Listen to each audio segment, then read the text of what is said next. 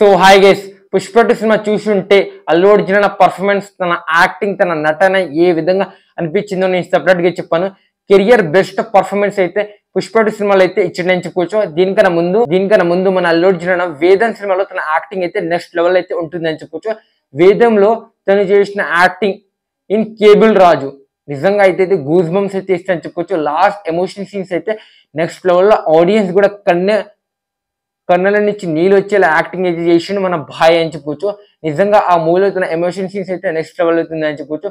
దానికి మించి పుష్ప 2 సినిమాలో అయితే యాక్టింగ్ అయితే ఇరగదీసింది అని చెప్పొచ్చు. నాకైతే పుష్ప 2 సినిమాలో చాలా బాగా తన క్యారెక్టర్ కావచ్చు, తన యాక్టింగ్ అయితే నాకైతే నచ్చింది. మీకు నచ్చిందా డెఫినెట్ గా కామెంట్ చేయండి. అలా నటనను కూడా నెక్స్ట్ లెవెల్లో వేరియేషన్స్ అయితే మన బన్నీ అని అయితే చూపిస్తున్నాడు అని చెప్పొచ్చు.